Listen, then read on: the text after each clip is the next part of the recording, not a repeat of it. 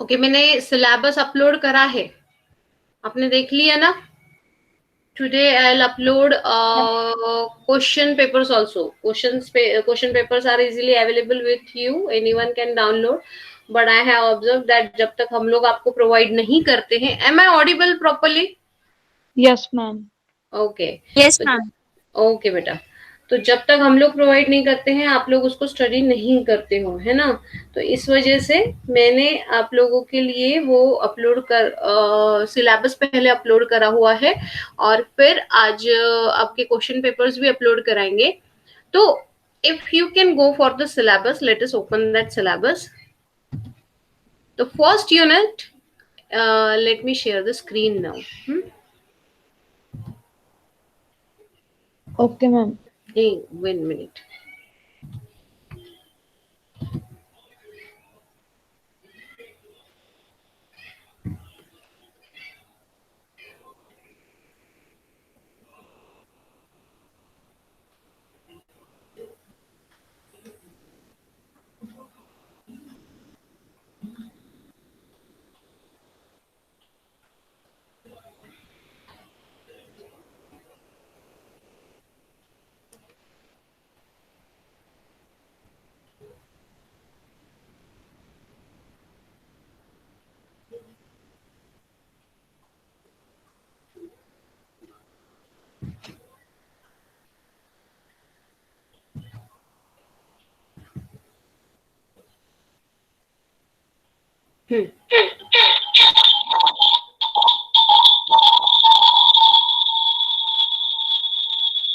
Eco तो नहीं सुनाई दे रहा अभी?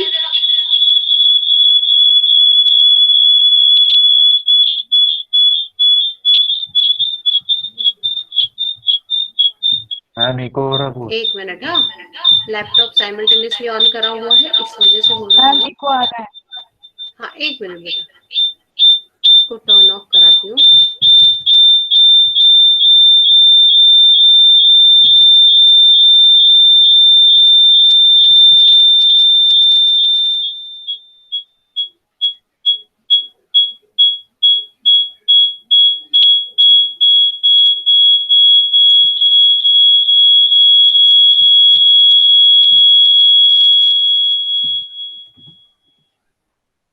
अभी अभी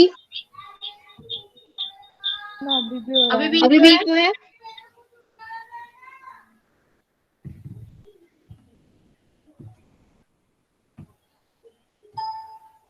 अभी देखो।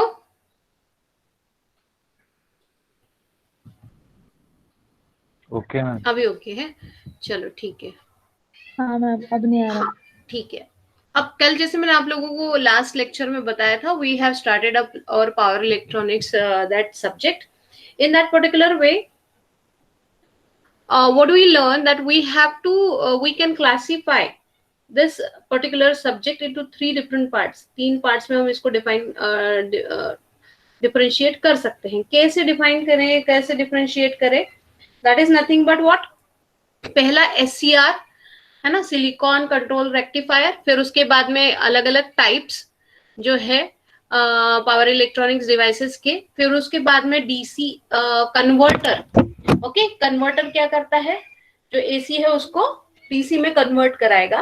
फिर उस कन्वर्टर ये दूसरा पार्ट हुआ, पहला SCR, फिर उसके बाद में उसका एप्लीकेशन करके कन्वर्टर, फिर कन्वर्टर के बाद में हम DC चॉपर। 6 यूनिट्स है, पर ये 6 यूनिट्स इन 4 पार्ट्स में डिवाइडेड है। 4 CO है, कोर्स आउटकम्स है। तो फिर DC चॉपर मतलब जो आपने DC जनरेट करा हुआ है, उस DC जनरेट करने के बाद में उसकी लेवल चेंज करना होगा, तो चॉपर से हम उसकी लेवल चेंज करा सकते हैं, इसलिए चॉपर्स। और लास्ट है इन्वर्टर, ठीक है, DC को AC में इन्वर्ट कराने के लिए। तो ठीक है।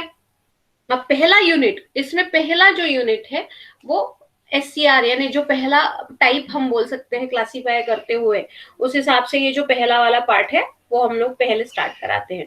तो क्या है इसमें, SCR है और उसकी कैरेक्टरिस्टिक्स हमको स्टडी करना है, SCR और उसकी कैरेक्टरिस्टिक्स, ठीक है। सबसे इम्पोर्टेंट वही होता है यहाँ पे। अगर हम देखेंगे तो पहला जो यूनिट है वो दैट इज क्वाइट लेंदी, क्यों? क्योंकि पावर इलेक्ट्रॉनिक्स का बेस है वो, हम कह सकते हैं कि it is a base of power electronics. If it is so, अगर ऐसा है तो फिर हम लोगों को इसको थोड़ा सा टाइम देना पड़ेगा। सबसे पहले SCR, silicon control rectifier. SCR आपने कभी भी किसी भी सिलेबस में सुना हुआ है क्या? क्यों? SCR सुना हुआ है? मशीन में। हेलो,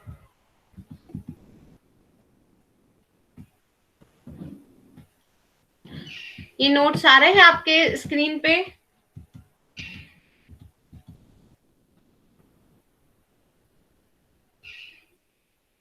हाँ मैम।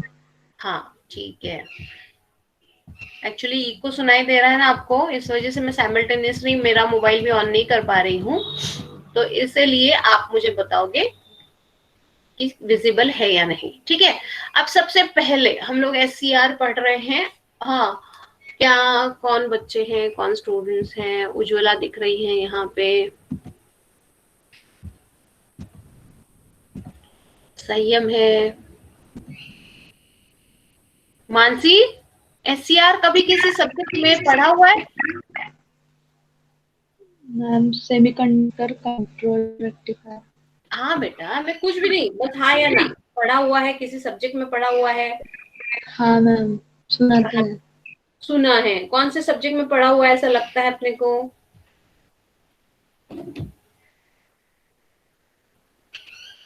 और EDC। हाँ बोलो। EDC में सुना है। EDC में, ठीक है, उसमें बस ये होगा ना आपको, क्या कहते हैं उसको, उसका इंट्रोडक्शन होगा, है ना? बस हाँ मैम, सुना है। कौन से सब्जेक्ट में पढ़ा है बेटा? दोनों साइमल्टेनियस क्वेश्चन आते हैं यहाँ पे। कौन से सब्जेक्ट में पढ़ा हुआ है आप लोगों ने? क्या पढ़ा हुआ है उसके बारे में? क्या पढ़ा हुआ हो सकता है? क्या जानते हो? अच्छा ठीक है, संयम, साहिल, सौरभ, शिवम, साकेत, यामिनी, आदर्श, सब लोग हैं यहाँ पे। क्या ये SCR के बारे में अभी तक के सिलेबस में आपने क्या पढ़ा हुआ है?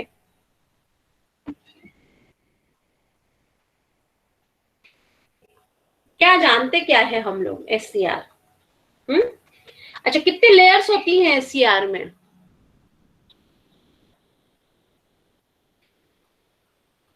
4 लेयर। फोर लेयर्स होती है ना, it is made up of 4 layers. Okay, that is good. फिर उसके बाद में अगर ऐसा है तो PN जंक्शन करके ऐसे 4 लेयर्स बनेंगी उसकी, है ना? The SCR yes is made ma'am. Up of 4 different layers. Okay, PN। फिर कैसे वो वर्क करता है, कैसे वर्क करता है, ये हमने पढ़ा है आपके सिलेबस। किसी को भी कैसे वर्क करता है ये नहीं पूछ रहे, पढ़ा है या नहीं, ये क्वेश्चन है, इसलिए डरो मत कि मैम अभी हमको पूछना शुरू कर देंगी, हाँ चलो तुम बताओ कैसे वर्क करता है। ओके, हमको यहाँ पे वापस से वो सारी चीजें पढ़नी ही है, so don't worry, we'll be taking up here again one more time. Okay, so no need to worry about, you just have to tell me कि आप लोगों ने उसका वर्किंग पढ़ा क्या, कैसे वो वर्क करते हैं? हाँ यामिनी, नो मैम। तो बस SCR के बारे याद नहीं है में। मैम। हाँ बेटा, याद नहीं है मैम। याद नहीं है? हम पढ़ा जैसे मैं पढ़ाना शुरू करूंगी तो एक बार ही वो याद आ जाएगा अपने को। वही तो मैं कह रही हूँ कि उसका वर्किंग था क्या आपके सिलेबस में? मैम अभी नहीं था वो, 12th में मतलब फिजिक्स में थोड़ा बहुत था उसका।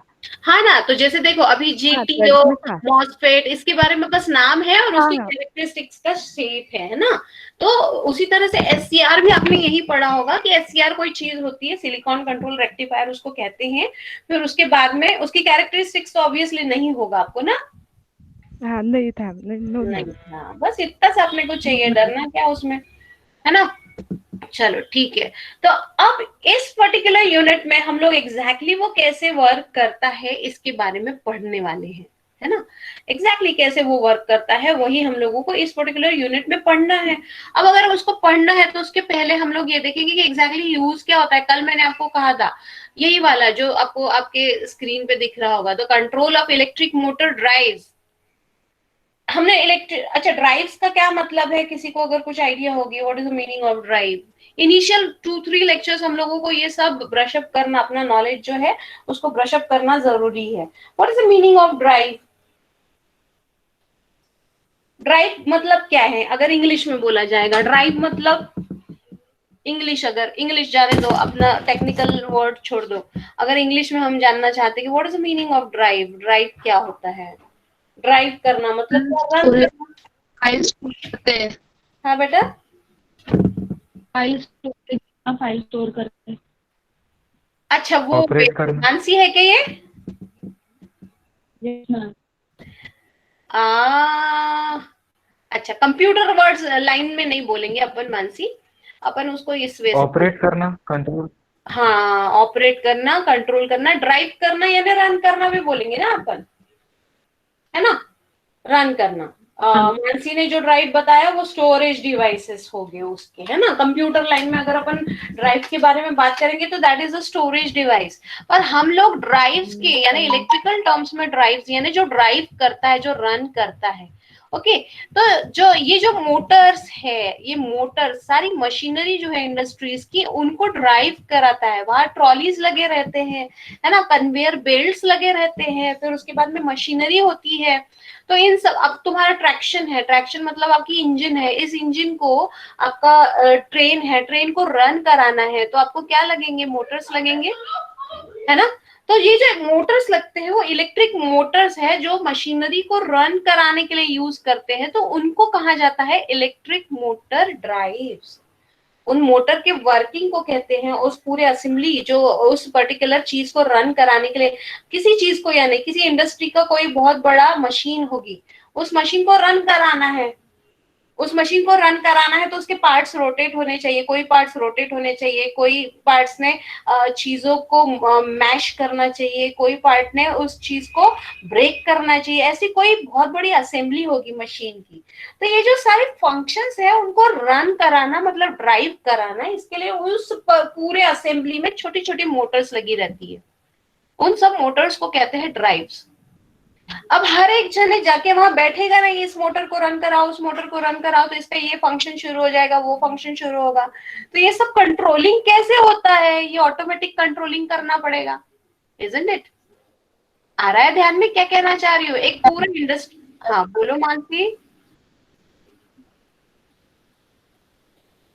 आ रहा है ध्यान में क्या कहना चाह रही हूँ? कि कोई एक इंडस्ट्री है, ओके।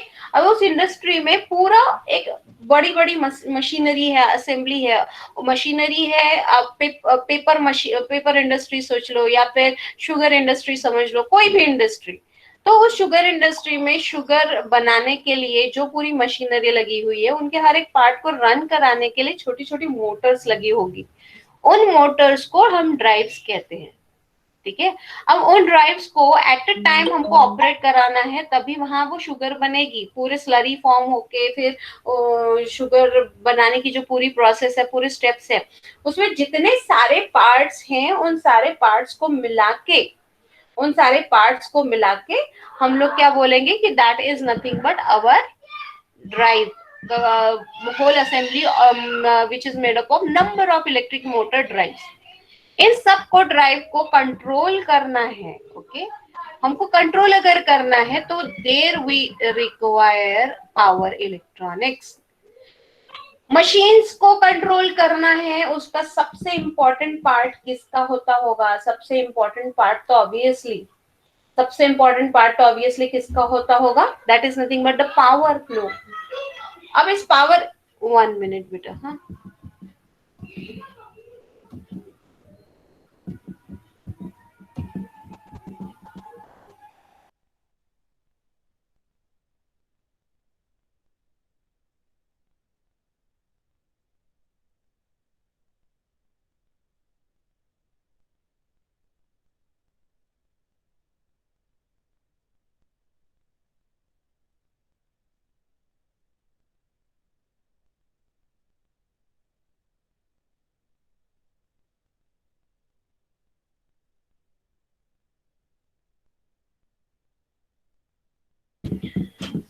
अब तो इस असेंबली को जो हमको ड्राइव लगते हैं उनको कंट्रोल करने के लिए हम लोगों को क्या जरूरत पड़ेगी, किस चीज की जरूरत पड़ेगी, we need that power electronics. इसलिए ये यहाँ पे दिख रहा है आपको एक ब्लॉक डायग्राम।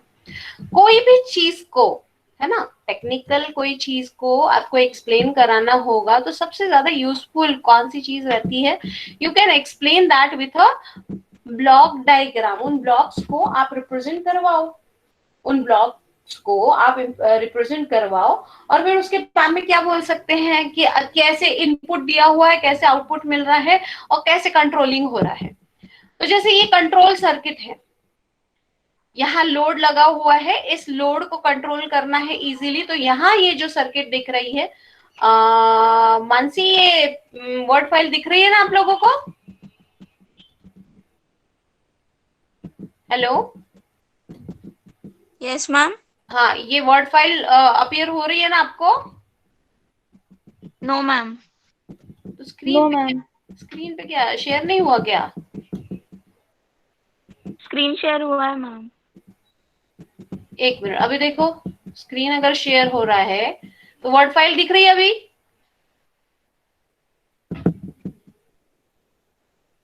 नो, क्लासरूम में दिख रहा नहीं। क्लासरूम में दिख रहा है, तब से मतलब एक भी बार वर्ड फाइल ओपन नहीं हुई? नहीं हुई थी मैम, बीच में हुई थी। अगर वर्ड फाइल चली जाए तो मुझे फिर से एक बार बताना, फिर से एक बार प्रेजेंट कराती हूँ स्क्रीन को। हाँ,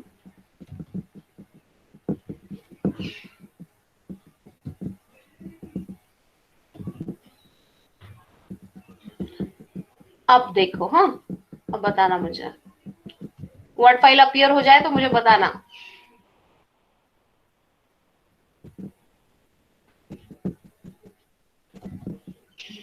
हुई?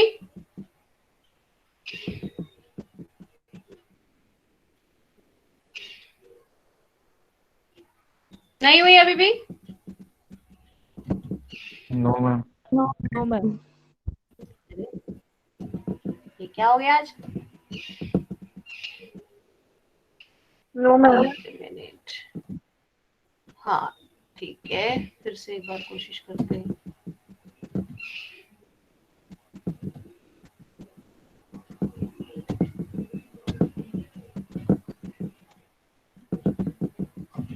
अब देखो, हाँ मैम, अब दिख रही है। अब दिख रही है ना? ओके, तो ये okay, the control of electric motor drives requires control of electric power, है ना? ऑब्वियस बात है, ये सारे जो ड्राइव्स है, मतलब छोटी मोटी जो मोटर्स है, अगर जनरेटर्स लगे होंगे तो जनरेटर्स भी है, तो इन सब की असेंबली को हमको कंट्रोल करने के लिए इलेक्ट्रिक पावर लगता है। ओके, और फिर power electronics have as the concept of power control. हम पावर इलेक्ट्रॉनिक्स पढ़ते ही इसलिए कि इसने जो पावर कंट्रोल है उसको इजी बना दिया। अगर आप पावर कम ज्यादा कराते हो तो स्पीड कम ज्यादा करा पाओगे, डायरेक्शन रिवर्स करा पाओगे मोटर की, whatever you wish to do you can do. That is made easy by use of power electronics and power components, power electronics components. Okay, इसलिए क्या बोला है, power electronics signifies the word power electronics and control, और we can say the electronic that deal with the power equipment for power control. बस इतना ही है कि वो पावर कंट्रोल के लिए यूज करे जाते हैं। इसलिए देखो, यहाँ लोड लगा हुआ है, इस लोड को हम ट्रेन बोल सकते हैं। इस ट्रेन को अगर आपको रन कराना है, ठीक है, तो मेन पावर सोर्स जो है उसको सप्लाई देगा, पर किसके थ्रू देगा? पावर इलेक्ट्रॉनिक सर्किट्स के थ्रू। इन पावर इलेक्ट्रॉनिक सर्किट्स को हमको ऑपरेट कराना पड़ता है, तो इनको ऑपरेट कराने के लिए हमको एक फीडबैक देना पड़ता है कि लोड को क्या रिक्वायरमेंट है। अभी आप कंट्रोल सिस्टम पढ़ोगे, 6 सेमेस्टर में कंट्रोल सिस्टम भी पढ़ोगे साइमल्टेनियसली। ओके, तो उस कंट्रोल सिस्टम में आपको ये सारा ब्लॉक डायग्राम समझ में आएगा कि कैसे ब्लॉक डायग्राम को समझना चाहिए। तो लोड की रिक्वायरमेंट है कि अभी हमको 20 आरपीएम की स्पीड चाहिए, तो वो फीडबैक देगा, वो रहेगा आपका फीडबैक सिग्नल। फीडबैक सिग्नल से जाएगा कंट्रोल सर्किट के लिए कि हमको भैया लोड को 20 आरपीएम चाहिए। 20 आरपीएम कैसे आप दोगे? आप ऑब्वियसली 20 आरपीएम का नॉब घुमाओगे ना कि 20 आरपीएम पे स्पीड आ जाए। वो फीडबैक सिग्नल रहा, वो कंट्रोल सर्किट के पास रहेगा। अब ये रेफरेंस सिग्नल है, रेफरेंस सिग्नल मतलब कितनी speed, zero speed, zero speed है। अब डिफरेंस कितना आया, रेफरेंस सिग्नल जीरो स्पीड पे है, फीडबैक है हमको 20 आरपीएम का, दोनों में डिफरेंस कितना है, +20, इजंट इट, +20। तो ये जो है ये आपको बढ़ानी पड़ेगी इतनी स्पीड, और यहां इस जगह पे वो एरर डेवलप होता है।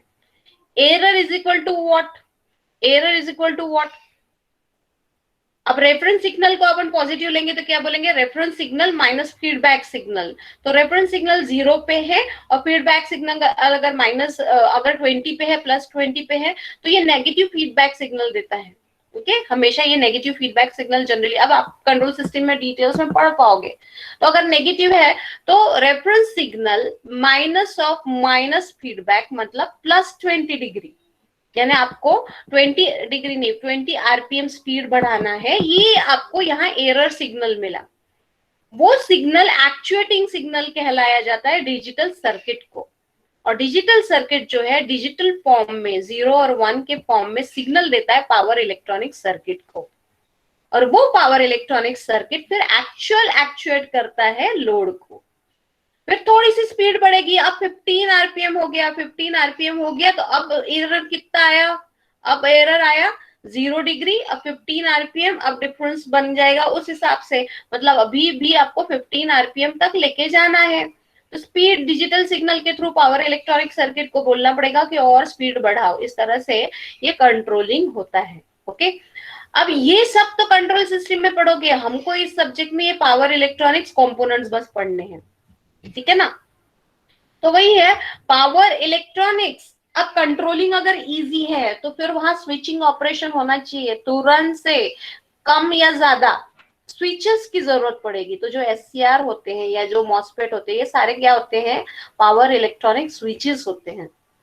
दे turn on and turn off as per your requirement. तो हम ये छोटे मोटे स्विचेस जो है इस मेन पावर सोर्स से बीच में लगा देते हैं लोड की तरफ जाने से पहले, और वो स्विचेस फिर हमको कंट्रोल करने के लिए हेल्प करते हैं। अब कैसे करते हैं ये आगे जाके पढ़ते जाएंगे हम लोग, है ना। अब वही हम लोगों ने ये लास्ट लेक्चर में पढ़ा था। फिर ये एससीआर, इन सब चीजों में सबसे पहले क्या मिला अपने को, एससीआर 1957 में एससीआर फाउंड आउट किया था। The first SCR was developed in late 1957, ठीक है। अब उसको लेने के बाद में, उसको इन्वेंट करने के बाद में हम ये देखते हैं कि इसीलिए 3 टाइप में power semiconductor devices are broadly classified into 3 different types. Power diodes जो कि आप पढ़ चुके हो, फिर ट्रांजिस्टर्स है जो आप डीएलईसी वगैरह वगैरह सब्जेक्ट में पढ़े हुए हो। अब यहाँ हमको पढ़ना है कौन सा, थायरिस्टर्स। पावर डायोड्स देख सकते हो कितने वोल्ट्स पे वर्क करता है, ये कम वोल्ट पे वर्क करता है, that is nothing but what 600 volt, पर इसका करंट रेटिंग ज्यादा होता है तो लॉसेस ज्यादा रहेंगे वहां पे 4500 एम्पियर्स। यहाँ थायरिस्टर जो है ज्यादा वोल्टेज लेवल पे वर्क करता है और करंट एम्पियर रेटिंग उसका कंपैरेटिवली बहुत कम रहेगा, इसलिए यहाँ पे लॉसेस भी कम रहेंगे, इसलिए इसको अब ज्यादा प्रेफर किया जा रहा है उनके कंपैरिजन में। फिर आ जाते हैं किस पे, स्टडीज पे, कि अब क्या है फिर thyristor. Okay, what is the thyristor and how it behaves, कैसे वो वर्क करता है। तो thyristor is a four layer. हम लोग जब भी आपको ये वाइवा रहता है, आपका वाइवा जब रहेगा तो thyristor is a four layer, 3 junction, 4 layers बने हैं उसके, positive negative semiconductor switching device. Thyristor किसी ने भी पूछा what is a thyristor, thyristor क्या बोला जाएगा, thyristor is a 4 layer 3 junction PNPN semiconductor switching device, isn't it? It has 3 terminals. इसको 3 टर्मिनल्स होते हैं, एक होता है एनोड होता है, एक होता है कैथोड और एक होता है गेट। बिना गेट के भी वो वर्क करता है, पर फिर पावर कंट्रोलिंग इजी नहीं होगा, फिर पावर कंट्रोलिंग पॉसिबल नहीं होगा। ओके, अब इसमें क्या बोला है, SCR is a solid state device. ये सॉलिड स्टेट डिवाइस है इसलिए ये कॉम्पैक्ट होता है, हाई रिलायबिलिटी है और लो लॉस है। लो लॉस तो हमने अभी यही देखा कि ampere rating, current ampere rating कम है और वोल्टेज कैरिंग कैपेसिटी जो है वो ज्यादा है, इसलिए इसकी जो आई स्क्वायर आर लॉसेस होते हैं वो कम होते हैं, वही मेन लॉसेस कहलाए जाते हैं। ओके, तो उसके लॉसेस जो है कम रहेंगे। अब उसके बाद में this is a thyristor SCR. Is it visible?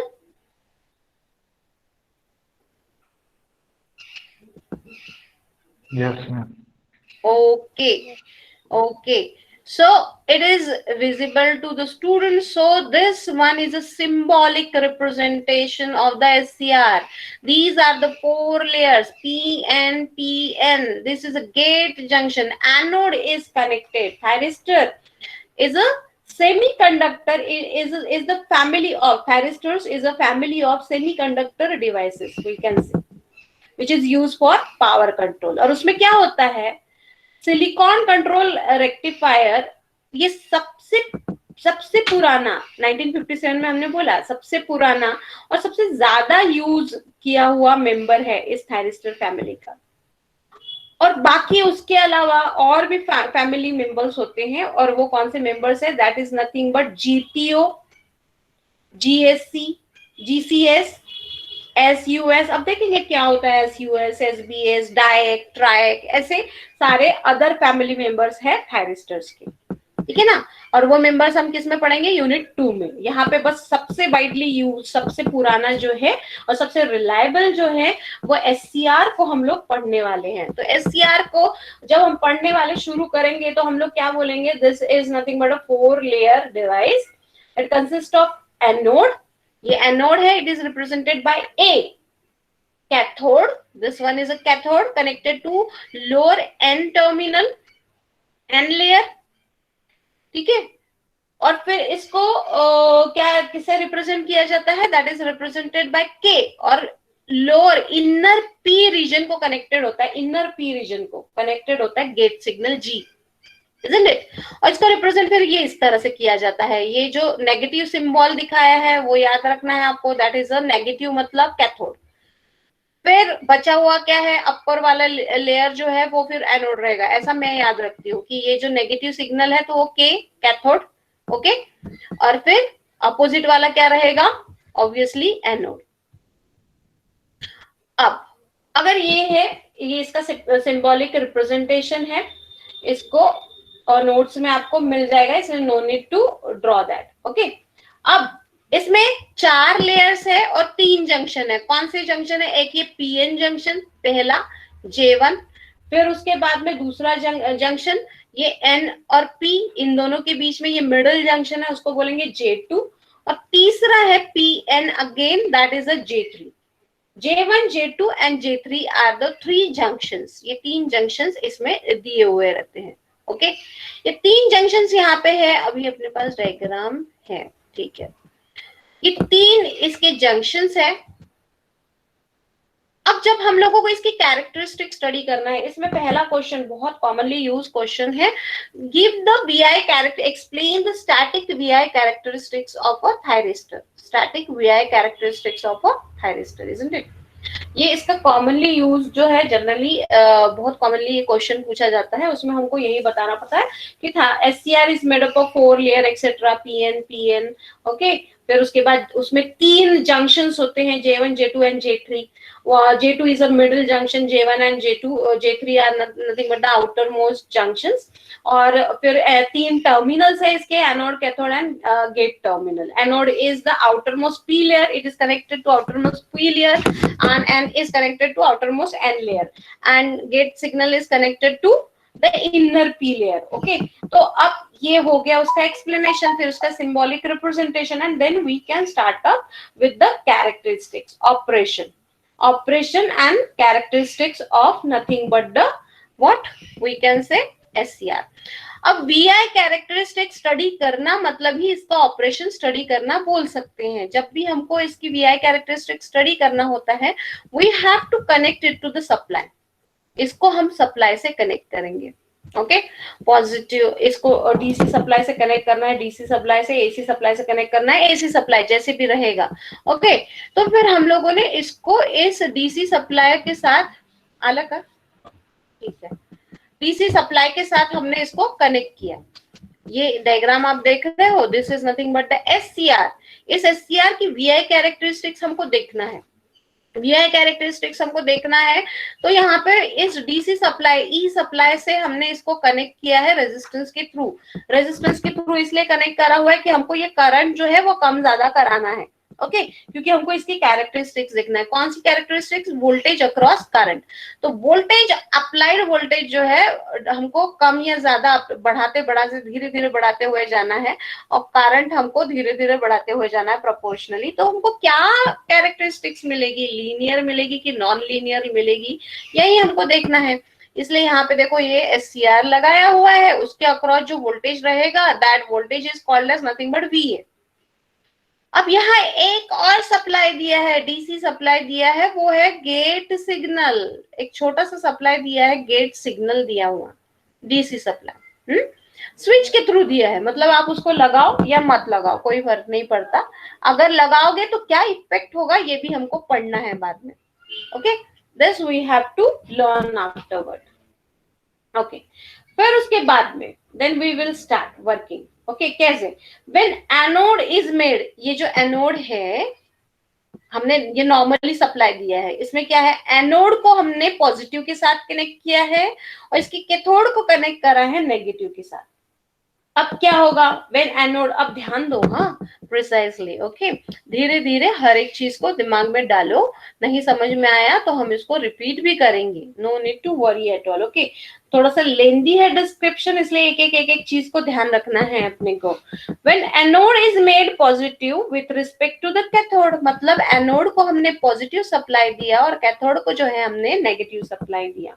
Okay, यहाँ पे इस सर्किट में ये क्लियर होता है कि एनोड को हमने पॉजिटिव दिया और कैथोड को जो है हमने नेगेटिव सप्लाई दिया हुआ है, तब हमको ये इस टाइप की कैरेक्टरिस्टिक्स मिलती है। अब कैसे ये कैरेक्टरिस्टिक्स मिलती है वो भी हम लोगों को देखना है, कैसे मिलेगी ये कैरेक्टरिस्टिक्स। एक मिनट।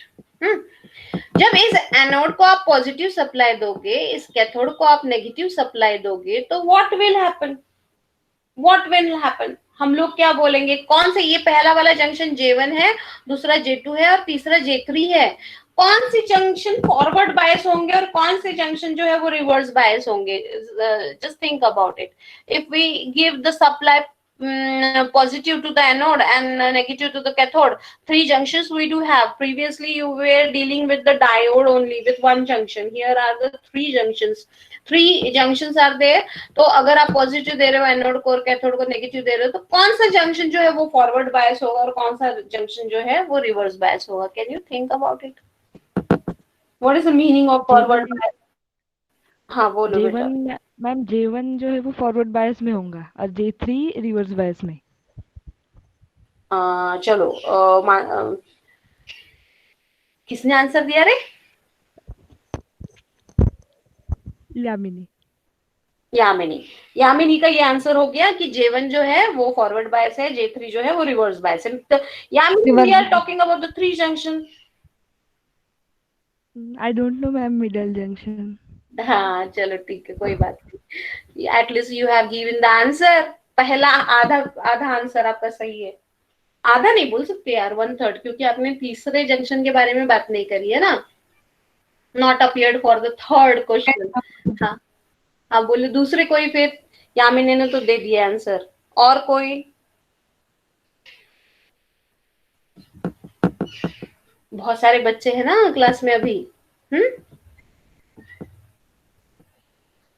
साहिल सांगतो करे, ऐश्वर्या, कृतिका, संयम,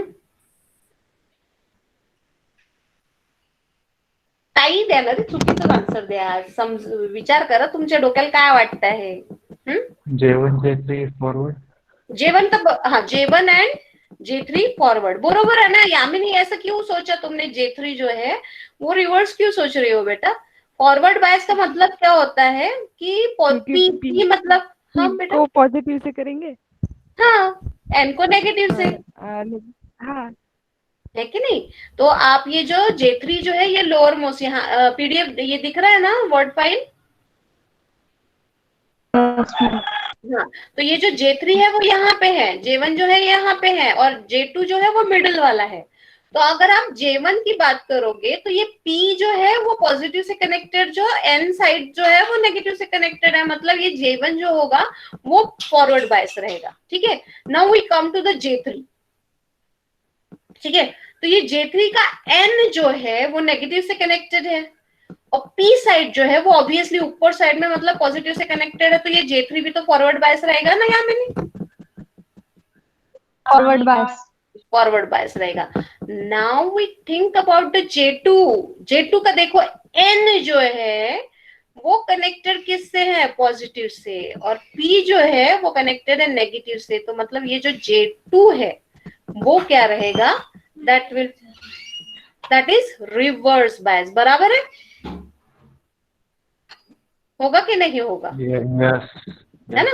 तो J1 and J3 will be forward biased and that J2 will be obviously reverse biased। होगा ना? किसी को डाउट है क्या इसमें? देखो गेट को अपन ने कोई सिग्नल नहीं दिया है। हाँ, गेट को सिग्नल देके देखेंगे बाद में। हमने क्या कहा? गेट जो है वो हमें कंट्रोलिंग आसान करा के देता है, और आसान करा के देता है ना? तो इसलिए पहले गेट सिग्नल बिना दिए करके देखते हैं काम, उसके बाद में गेट को सिग्नल देंगे और फिर वर्क करके देखेंगे, है ना? तो J1 and J2, J1 and J3 are forward bias and J2 is reverse bias। ये सबको क्लियर है क्या? आप मैसेज बॉक्स में मुझे तुरंत आंसर दिया करो। Yes, okay ma'am, okay ma'am, okay. Online teaching में पहली बार पढ़ा रही हूँ मैं आपको।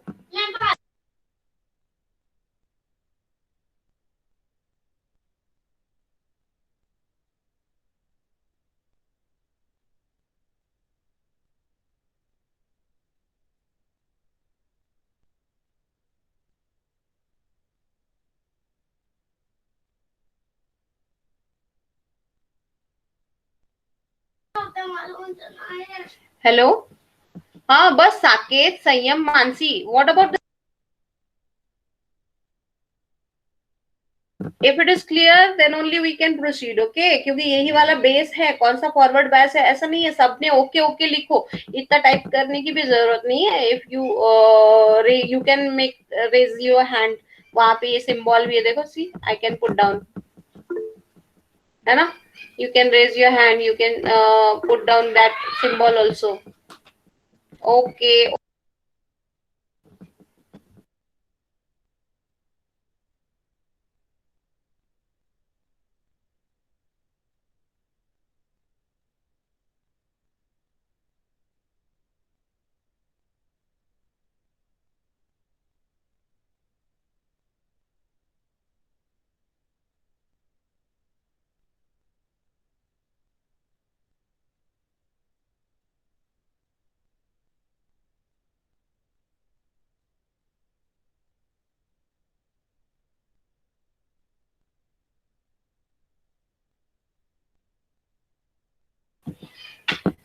ओके, ठीक है शिवम, यस, चलो ठीक है।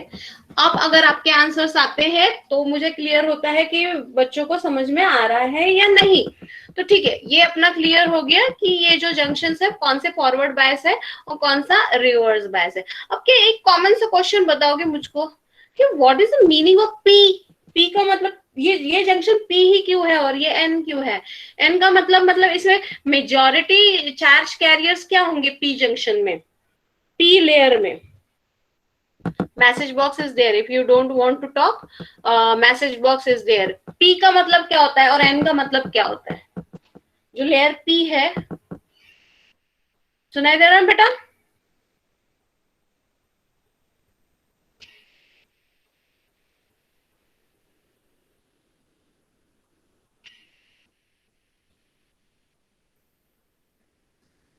कोई नहीं बताएगा पी का मतलब क्या है और एन का मतलब क्या है? होल्स होंगे मेजॉरिटी चार्ज कैरियर। पी का बताओ बेटू तुम। हाँ पी में। पी में होल्स होंगे मेजॉरिटी चार्ज कैरियर्स, उसमें डोपिंग किया होगा तो जो होल्स है वो ज्यादा होंगे, और एन में क्या होंगे, मेजॉरिटी चार्ज कैरियर्स क्या होंगे, ऑब्वियसली इलेक्ट्रॉन्स। ठीक है, ये जानते हैं ना सब लोग, पी लेयर में होल्स, ओके ठीक है, majority charge carriers and minority charge carriers are nothing but the electrons. Okay चलो ये क्लियर है बच्चों को, मतलब अब हम लोग नेक्स्ट वाला पार्ट पढ़ सकते हैं। ठीक है, ओके एक मिनट।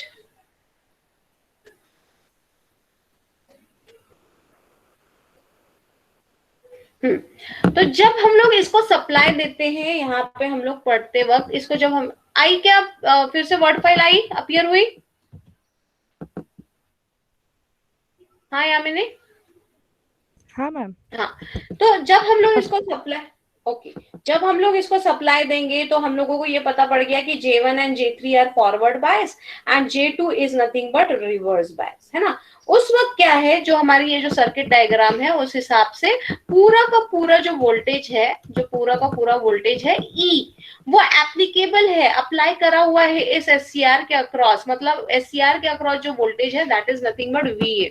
अब कैरेक्टरिस्टिक्स देखने लग जाते हैं, इन कैरेक्टरिस्टिक्स को हमको स्टडी करना है, ये कैरेक्टरिस्टिक्स आती है, क्या रहेगा, एक्स एक्सिस पे वोल्टेज दिया हुआ है पॉजिटिव VA, नेगेटिव VA, और वाई एक्सिस पे जो है IA दिया हुआ है, IA मतलब क्या रहेगा, ये जो करंट फ्लो हो रहा है SCR में से, ओके पॉजिटिव एंड नेगेटिव।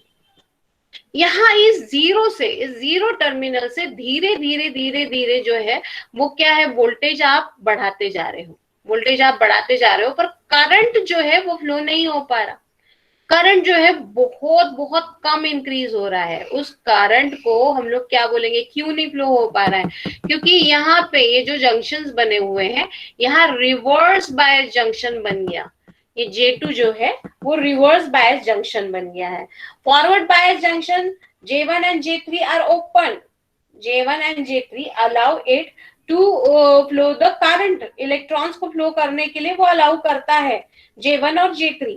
पर J2 में क्या होगा, जैसे ही यहाँ पॉजिटिव टर्मिनल, एनोड को आप पॉजिटिव सप्लाई देते हो और कैथोड को नेगेटिव सप्लाई देते हो, तो जो सारे मेजॉरिटी चार्ज कैरियर्स है P के, वो सारे अट्रैक्ट होते जाएंगे, N के जो माइनॉरिटी चार्ज कैरियर्स है वो सारे P जो है वो इस तरफ अट्रैक्ट होते जाएंगे, and it will leave behind, it will leave behind, sorry यहाँ वाले जो है पॉजिटिव चार्ज कैरियर्स जो है, इसके जो नेगेटिव चार्ज कैरियर्स है, इलेक्ट्रॉन्स जो है वो सारे फ्लो होते जाएंगे पॉजिटिव टर्मिनल्स की तरफ, और लोअर रीजन P और N के जो सारे होल्स अट्रैक्ट होते जाएंगे इस नेगेटिव टर्मिनल के तरफ। तो जो ऊपर वाले टू टर्मिनल्स है, टू लेयर्स जो है, उसके सारे इलेक्ट्रॉन्स अपवर्ड डायरेक्शन में अट्रैक्ट होते जाएंगे, so it will leave behind, it will leave behind on upper side of junction J2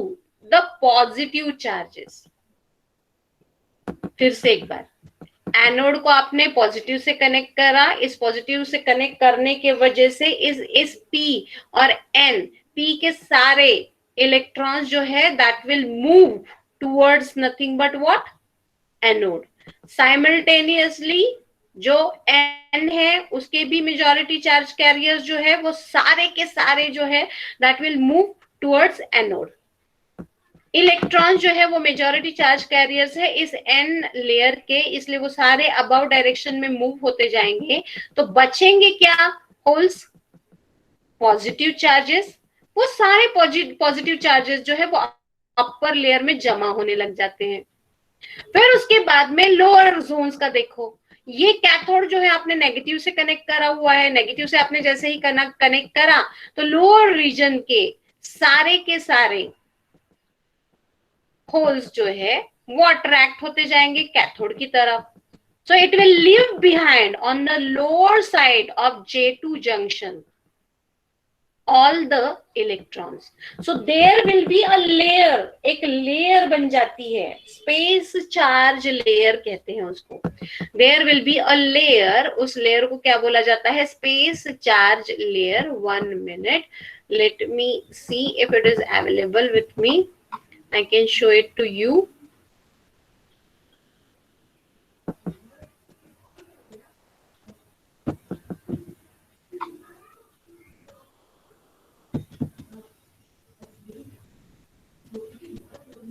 अब पीडीएफ ओपन हो तो बताना, हाँ ऐश्वर्या।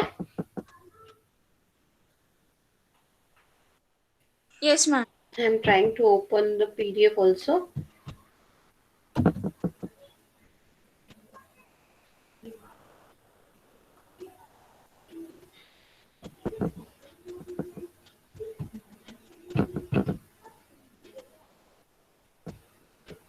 चलो जब तक वो ओपन होती है देखते रहते हैं, यहीं पे वापस आ जाएंगे। ओके, सो अ लेयर और डिप्लेशन लेयर, उसको डिप्लेशन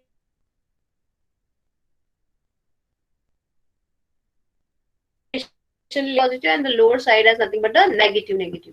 ओके, तो ये अबव साइड पॉजिटिव, इसको एक बार टर्न ऑफ करके वापस से स्टार्ट करा सकते हैं, तो देखते हैं, जाने दो, इट इज रोलिंग ऑन।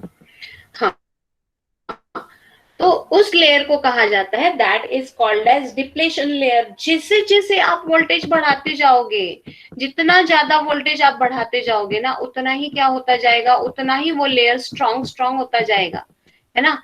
जितना ज्यादा आप इस टर्मिनल वोल्टेज को बढ़ाओगे, उतना ही वो लेयर और स्ट्रॉन्ग होता जाएगा और ऑब्वियसली उस लेयर के थ्रू करंट नहीं फ्लो हो पाता है। तो किन वजह से होगा, माइनॉरिटी चार्ज कैरियर्स की वजह से। लीकेज करंट भी बोल सकते हैं, that can be called as nothing but the leakage current also. Okay, इसलिए इस जोन में क्या होता है, यहाँ से इस जोन में इस 0 से लेके ये जो करंट है ये बढ़ता जा रहा है, धीरे धीरे बढ़ रहा है, पर voltage is continuously, though we are increasing the voltage, it will continuously increase. Okay, अब जैसे जैसे आप कंटिन्यूअसली इंक्रीज करते जाओगे तो फिर क्या होता जाएगा, ये लेयर जो है वो कम होती जाएगी, उस पर स्ट्रेस आता जाएगा अप्लाइड वोल्टेज का। ओके, लेयर फिर पतली पतली होती जाएगी, उसके जो इलेक्ट्रॉन्स है वो मूव होते जाएंगे ऑपोजिट डायरेक्शन में। करंट जो लीकेज करंट फ्लो हो रहा है उसके साथ में वो पॉजिटिव और नेगेटिव चार्जेस क्रॉस करने की, उस बॉर्डर को क्रॉस करने की कोशिश करेंगे, and that layer will try to break down.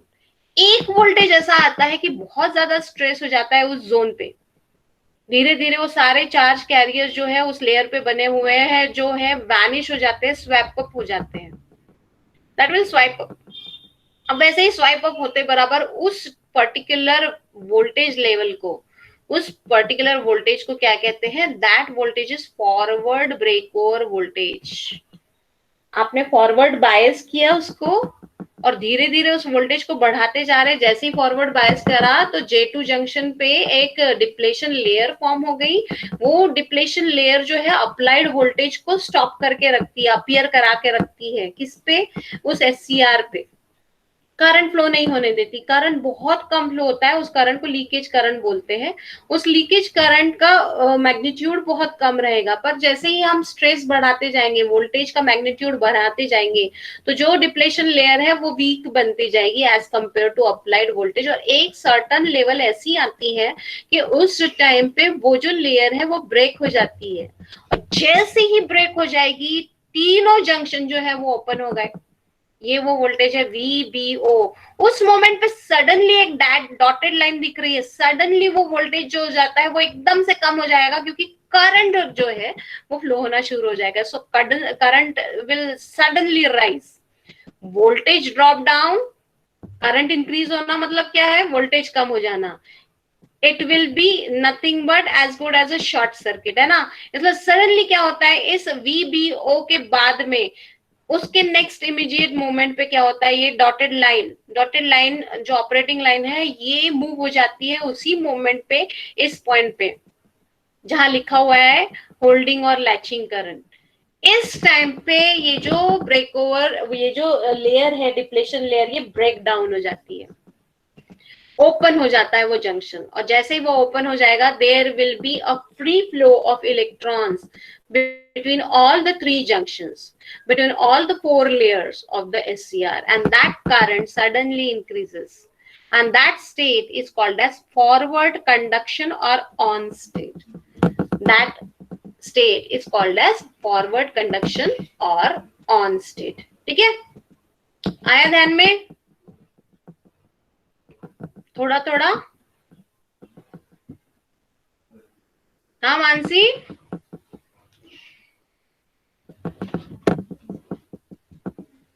Kritika is saying yes ma'am, संयम इज सेइंग यस मैम, और कौन आया? थोड़ा थोड़ा समझ में आया, पूरा समझ में आया? ओके चलो ठीक है ठीक है ठीक है, आदर्श को भी समझ में आया। चलो जितना भी समझ में आया ओके है, कल इसको फिर से एक बार रिपीट कराएंगे, ओके, और कंटिन्यू कराएंगे। ये अभी भी हमने कैरेक्टरिस्टिक कंप्लीट पढ़ी नहीं है। Okay, so we conclude our lecture over here. If you do have any doubt you can ask me, otherwise you can quit here. यहाँ पे आप ऑफ हो सकते हो, ठीक है। किसी को कोई डाउट होगा टिल टाइम आप पूछ सकते हो,